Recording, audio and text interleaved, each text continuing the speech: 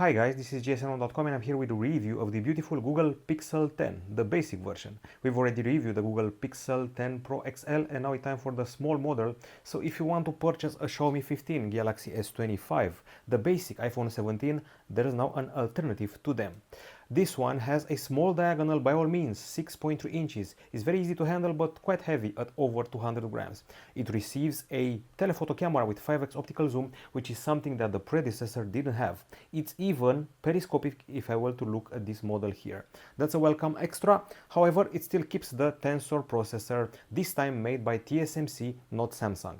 What came out of that partnership, you're going to see right now. The starting price is $799, so let's get straight to it. We cannot deny that the core design reminds me of the Pixel 9, but there are modifications in the camera area. It's now wider to host a third sensor. The visor has been kept.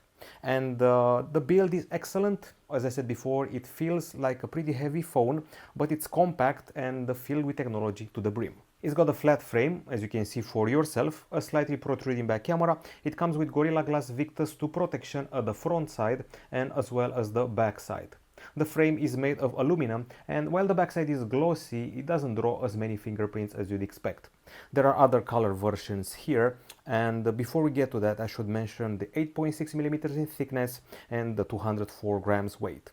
It's once again got a screen which is 6.3 inches in diagonal, and it also comes with IP68 certification, which means it can take water, dust, and you can dunk it up to 1.5 meters for up to 30 minutes. So yeah, this is the indigo color, but it should be 2 or 3 more as vividly colored, courtesy of Google and their funky names. As I mentioned before, we have here a screen which is small by today's standards, and I'm going to put it to the test. First things first, the bezels are, I would say, rather big compared to current expectations, and also rather big is the punch hole for the selfie camera. It's an OLED screen, 6.3 inches in diagonal, with a resolution of 2424 over 1080 pixels, 120 Hz refresh rate, HDR10 Plus support, wide view angles, and up to 3000 nits of brightness. Screen to body ratio 86%, nowadays we only enjoy 90% or more. Okay, so this is quite a bright panel, vivid colors, pretty fluid motions, nothing to complain about, wide view angles, and once again excellent contrast in the sun. The 6th brightest phones we've ever tested, 1767 lux units. It's just above the Pixel 9, beats the Huawei Pura 17 Pro and the Pixel 8 Pro. But it's below the recently tested iPhone 17 Pro Max and below the Google Pixel 10 Pro XL. Still, one of the brightest phones this year. Now, if you go inside the phone, there are things happening. When I say there are things happening, I'm talking about, for example, the CPU. It's now Google Tensor G5. It's a 3 nanometer chip. The Tensor G4 was a 4 nanometer chip. It's made by TSMC, not Samsung. And the phone we have here is the basic version with 128 gigabytes of storage. Sadly, it's UFS 3.1. The version with more storage has UFS 4.0. RAM is 12 gigs, LPDDR5X. Now, as far as performance is concerned, we did everything, including a throttling test, and usually the Tensors weren't that good when it came to throttling, but this one was actually decent. It lost 38% of the performance, while the predecessor lost about 50%. And there are quite a few phones here, as you can see, which lost 50% or around that, with I would say, more famous processor. The Pixel 9 lost 50%, so this one lost 38%. It's an improvement. I would say that the results are, well, decent. We're beating the Reno 14 and OnePlus Nord CE5. It's still mid-range behavior, as you can see here. In the multi-core, we're somehow above the Pixel 10 Pro XL, Zenfone 11 Ultra, Xiaomi 13 Ultra. So it either beats flagships from 2 years ago or fights on equal terms with mid-range phones. Honor 200 Pro, OnePlus 5, OnePlus Nord 5, Galaxy A56. That's the range it's at, especially in the GPU department. If you're wondering about the temperature, in benchmarks we achieved 34 degrees Celsius, which is definitely not overheating, while in games we achieved 32.8 degrees Celsius, once again not overheating. And now we can talk about the battery. Now, something to keep in mind, the Pixel 9 had a smaller battery compared to this one. So here we have 4970 mAh. Pixel 9 had 4700 mAh. Charging is a bit faster, 30 watts via wire compared to 27 watts of the predecessor. We also have 15 watts wireless charging. However, no charger in the box. I should also mention reverse charge because that's part of the package. And when we go to the tests, we have video playback here. we achieved a pretty good 25 hours and 30 minutes. I mean, this is good, it beats iPhone 16, but it's not a record breaker. For example, we have phones which go above 35 hours of video playback. It's still a respectable score, and I would say we beat the iPhone 16, Red Magic 10 Air, Galaxy S23 Ultra, OnePlus 12, but the Pixel 9 is a bit higher with 26 hours and 39 minutes, and Pixel 9a is much higher with 33 hours. Continuous usage is also fine, almost 17 hours. This is actually even more respectable because it beats Galaxy S25 Ultra. The Pixel 9 was, however, higher with 17 hours and 58 minutes, so 1 full hour more. So there's that. Charging is a bit on the long side, 1 hour and 23 minutes, but at least after 30 minutes you're at 58%, which should honestly suffice. Now, if we're doing a test connected to, you know, sound, we have our dedicated sample here. We have a stereo setup, obviously. There's a speaker at the bottom and a speaker at the top, which is the earpiece.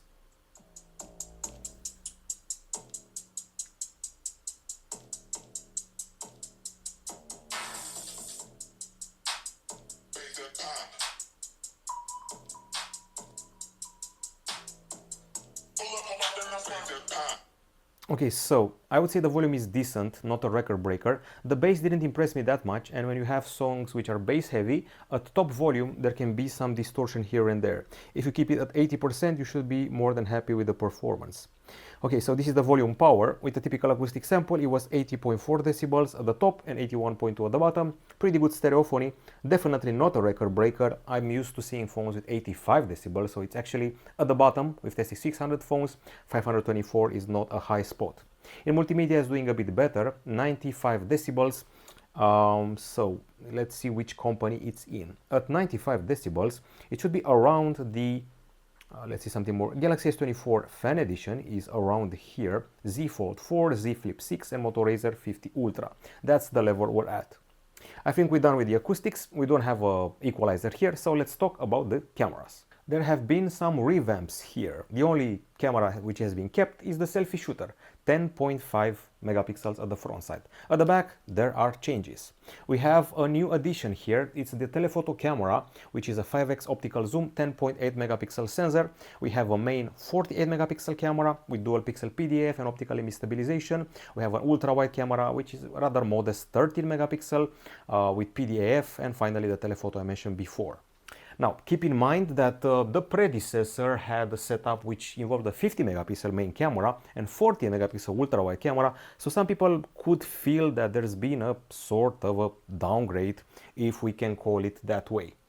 Anyway, okay, so this is the setup which we have here.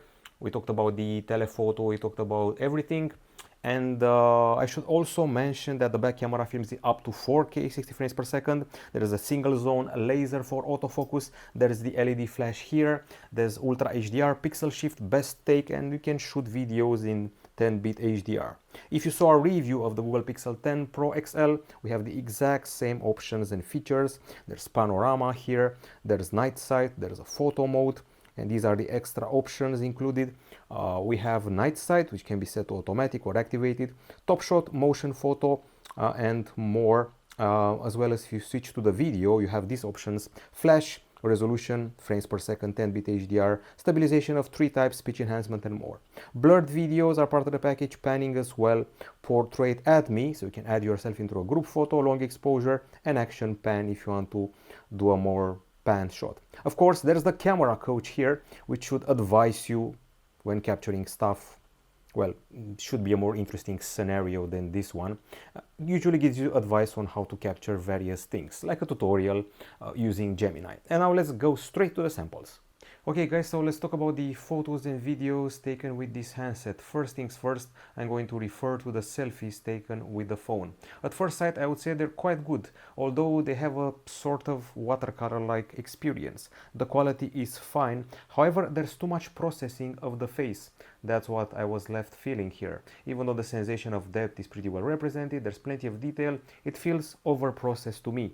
It feels drier and more texturized compared to reality, as if the phone wanted to make everything extra crisp, but instead it ended up over processing it. I mean, they will look pretty fine on social media, but people are going to say that you did something to them and you passed them to some sort of application. Okay, so I still consider the iPhone and the Samsung to be the best when it comes to selfies. Now the portrait have a precision of about 90%. That's what I would call it. When I say portrait, I mean the blurred background. Some areas are blurred incorrectly, not all of them. Now, as far as the daytime photos are concerned, we caught a pretty post-rainy day. So it didn't rain that day, it rained the day before, and that was felt in the hues. Autumn hues all over. There's lots of brown, yellow, bright red and things like that. Now the colors are quite satisfying to the eye, of course a bit more temperate than other phones, so they don't have the warmth of a Huawei or Xiaomi. I would say they're pretty realistic compared to the expectations, which is something what people would also say about the capture with an iPhone. Now, so on this dark day, I took the photo session myself and we caught some water drops here. Even though we don't have a macro mode per se, I actually use the telephoto camera to take all of these close-ups, and some of them are actually quite impressive if you look at those. Some pretty good details here, even though the main camera has changed and some people would say that it has changed for the worse. I find those details to be quite amazing, even though you're going to have to rely on the telephoto camera if you really want to get up close like I'm doing in these shots here. Pretty solid focus all around, not much to complain about, and excellent texture of objects. It also helps that Google has processed a ton of images throughout the years. Now, as far as the zoom is concerned, I'm pleasantly impressed. I will keep comparing this phone to the Huawei Pura 70 because the starting model last year shocked everybody because it had a better camera than the Pro 5x optical zoom, just like here. So excellent 3x, excellent 5x zoom, and even 10x and further are pretty impressive. So much so that I would even go as far as to say they're comparable to the Pixel 10 Pro XL, which I tested. Okay, so colors check out. I would say the weak link here is possibly the ultra-wide camera with its darker shots, less details, obviously, as you can see in the leaves here. And considering the day was pretty dark, it was to be expected that the images wouldn't be that impressive. So I would say this is a regular shot again, and ultra-wide shot curving the objects on the side and dropping some details. However, check out these amazing macros. I think even an iPhone 17 Pro Max would have a hard time pulling off something like this. So this is pretty much it as far as the daytime capture is concerned. Several more shots, a regular 1x zoom, ultra wide, and then we start zooming in once again with a pretty impressive behavior. Once again, these have been daytime shots. Now let's go to the nighttime. I have plenty of scenarios for you. The most shocking part of all these captures is the fact that somehow I was disappointed by the Google Pixel 10 Pro XL, but I am not disappointed by this one. It actually went a bit above my expectations. So here we are in a central area in Bucharest, Eastern Europe, a lovely capital. You can actually get a pretty nice focaccia here. The Italian influence is pretty strong, lots of trattorias, lots of pizzerias and things like that. We did abuse the night mode quite a bit, they call it night sight, and once again, just like the Pixel 10 Pro XL, the ultra wide is quite weak. But not as good as the one of the iPhone 17 Pro series. The ultra-wide there also felt a bit weak at night, but this one is actually just a bit weaker than the iPhone. The zoom checks out even at night, once again surprising me because the zoom of the Pixel 10 Pro XL seemed to fade away at night. The selfies are decent. Over-processing happens again and the focus doesn't fall as neatly as I would have liked it to. And let's see some more shots here. So a lot of historical buildings here in Bucharest, some of them monuments, some of them hotels. I find that the behavior of the streetlights is, well, something like out of a high mid-range book, but at least the brightness and color calibration are there. Once again, I find this superior to the Pixel 10 Pro XL. It disappointed me at night somehow. I don't understand how, but this one seems to do just slightly better. Because it catches more light, because it doesn't have annoying reflections, the zoom actually delivers on par with my expectations, and the problems with the street lights aren't as big as the XL model.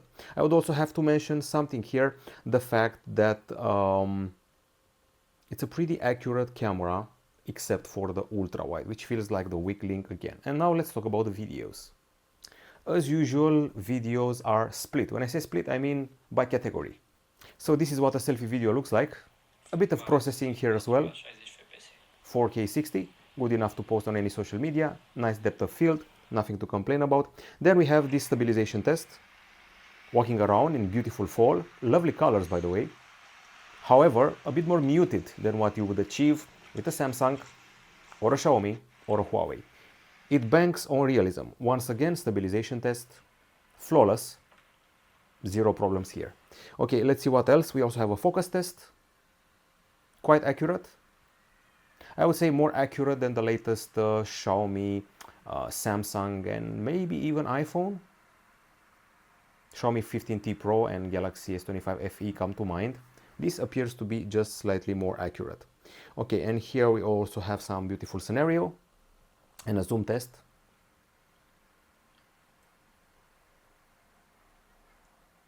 Which pretty much checks out.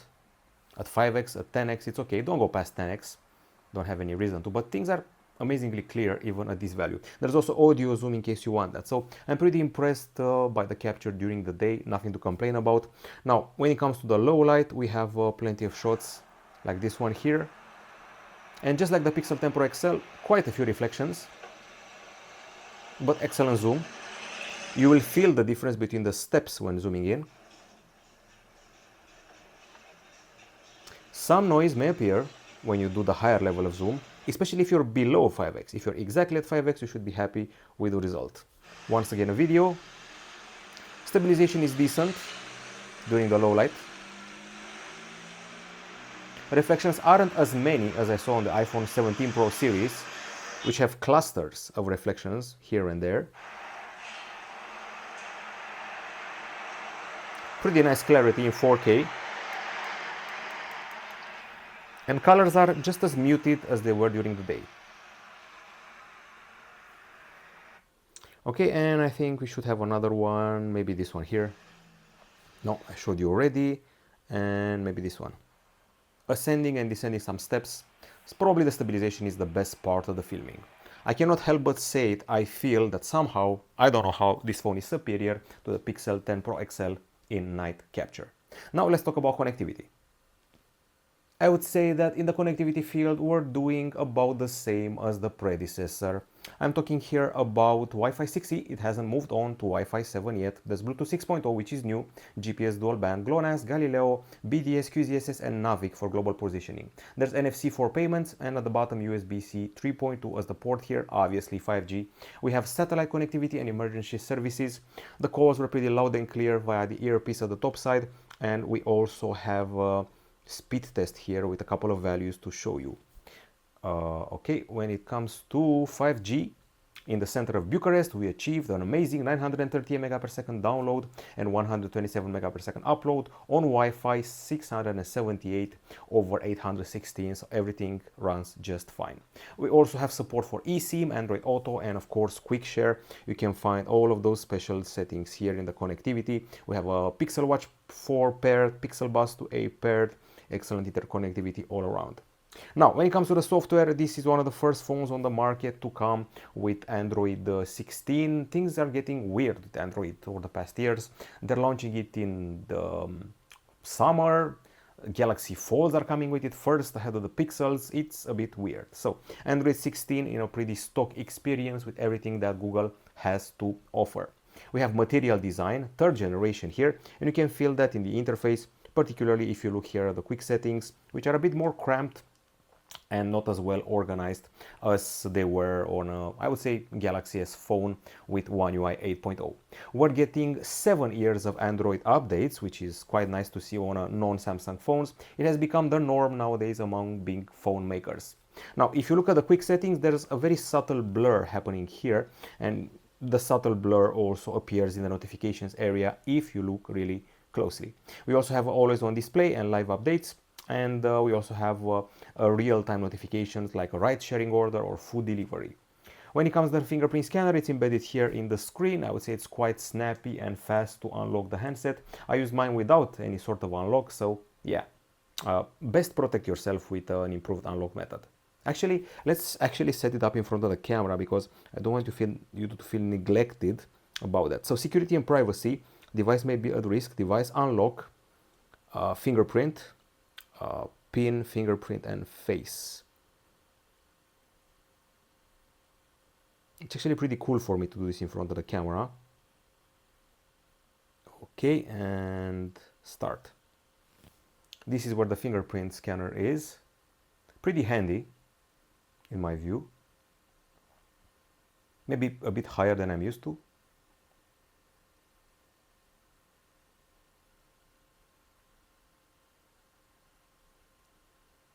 Okay, done. And we should also have face unlock, and this is what the unlock is like, fast and snappy. Okay, now aside from that, let's talk about other features. Obviously, you have Google Gemini, and you can share the screen with it. You can also share what's on the screen with it. This is how you share the camera and ask it questions about what you're seeing around you, even about yourself. What phone am I using right now? Based on the dual lens camera and the orange case, it looks like you're using an iPhone. What model? It's hard to say for sure since I can't see the whole phone, but it looks like an iPhone 11. No, not 11, a newer one. Alright, it's definitely a newer model than the 11. It looks like an iPhone 13 or later. Nope, you got it wrong. Anyway, you can also share the screen, and you also have translation, and of course you always also have circle to search. Keep pressed here, and of course you can circle stuff on the screen like this, ask it questions via Google, and do follow-up questions and things like that. You can also find out the price of objects and more. One of my favorite things to play with on this phone, and of course the Pixel 10 Pro XL, which I already reviewed, was Notebook LM. Basically, Notebook LM, I actually used it to learn more about a Romanian poet, Eminescu, and about quantum physics. What I did differently this time, I didn't feed it a PDF, I asked it to look for the sources online. So it started looking, found something like 10 sources, it aggregated them, and at the end it was done, and it made a podcast between two imaginary people chatting about the subject. This is for quantum physics. It did the same thing. You can actually listen to it here. Today we're tackling maybe the biggest puzzle left in physics. Yeah, the really big one. How do you get the quantum world, the weird subatomic... So basically, you write a topic here, or you insert a PDF or links or YouTube clips, and we'll create a discussion, a podcast for everyone to understand. This is excellent for students or people who do research. I'm sad to hear that Magic Q is not available in my region. This feature is unavailable in Romania. Let's say I have a dentist appointment at 5 o'clock. I have it in the mail and the calendar, a note with that. So if I send a text message to a certain person, maybe the dentist, and mention dentist, automatically you'll see hints on the screen. The time, the subject, the discussion with that person. So if you're also talking with a friend about a certain trip when you went kayaking or something like that, you'll see a suggestion to send that person a link to the Google Photos or Drive where you store those photos of you kayaking. Magic Q will look up all Google applications where you have useful information and deliver them to you, including while you're on a phone call, and that's pretty cool in my book. Aside from that, Google Photos also includes editing features. You have those ones, those basic ones: enhanced, dynamic, boost, you have actions, you have lighting, you have color, and you should have a bunch more here. You can crop, you also have the magic eraser, you can delete people or objects. You can delete a whole car if you want to, or a whole selection of cars. The recorder application can now generate background music aside from recording memos, and you also have a journal app. That's pretty good editing to remove the cars. And as I said before, there should be a journaling app here somewhere, unless I missed it. Files, Find Hub, GFX Bench, Journal. This is good for mental health, to write what you did during the day, attach a photo, reflections, goals, things like that. So once again, mental health. And the cool part about the recorder, let me show you. This is the recorder.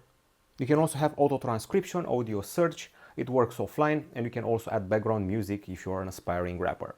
I think that's pretty much it about the phone, the Pixel 10 basic model. Let's turn towards the verdict. Okay, so obviously on the Pro side, reduced throttling compared to the predecessor, a beautiful blue hue. It's very easy to use with a single hand because it's so compact. The screen is hugely bright, as you saw throughout this review. 7 years of Android updates. Pixel Snap is welcome. and attachment to even to MagSafe devices is welcome as well. Notebook LM is fantastic if you're a student or a researcher or a curious cat like me. The battery life is okay, however, be advised and hear what I have to say in the cons section.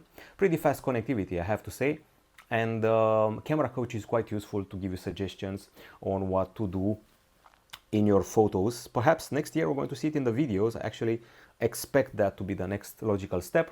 Macro capture is above expectation, excellent colors with the main camera. The zoom is definitely superior to all the other Pixel non-Pro models we've seen so far. And night capture is actually more pleasing than the one of the Pixel 10 Pro XL. On the cons side, 128GB starting version and only UFS 3.1. The ultra-wide camera feels a bit modest. The thick bezels of the screen and the big cutout for the selfie camera maybe a turn off. The charging speed is a bit modest. We don't have Magic Q in Romania, and the Tensor G5 processor is more of a mid-range than a flagship affair. The speakers aren't that impressive, and battery life has been downgraded by about 1 hour compared to the predecessor, and don't ask me why, I don't know why. Now, aside from that, I should also mention that the selfies are a bit overprocessed, and it's the heaviest small phone I've played with. Not very sure it's a drawback necessarily. At the end of the day, I have the exact same feeling about this phone like I had for the Huawei Pura 70 last year. They put an unexpected amount of zoom here on the smallest and most affordable model, $799. The question is, do you need zoom? Or do you want an improved ultra-wide camera? The ultra-wide here is underwhelming, and you're losing about 1 hour of battery life from the Pixel 9. You're gaining some performance and you got rid of the throttling. As a starting compact phone, this is much easier to wield, perhaps even compared to Galaxy S25, Xiaomi 15, iPhone 17, and that's curious because it's so heavy but very well balanced. It's beautiful for sure, but if you're a gamer, you'll definitely do not want a Tensor processor. So basically it's between this one and the Pura 70 if you want an unexpectedly good zoom on a smaller phone. So small phones with zoom, that's a niche we didn't see coming. At the end of the day, an unexpectedly good filming and photographing at night, better than the Pixel 10 Pro XL at times. I would say a rival for the small phones out there. We don't have a Zenfone anymore, so this is one of the small ones and one of the good ones, except for maybe the Tensor.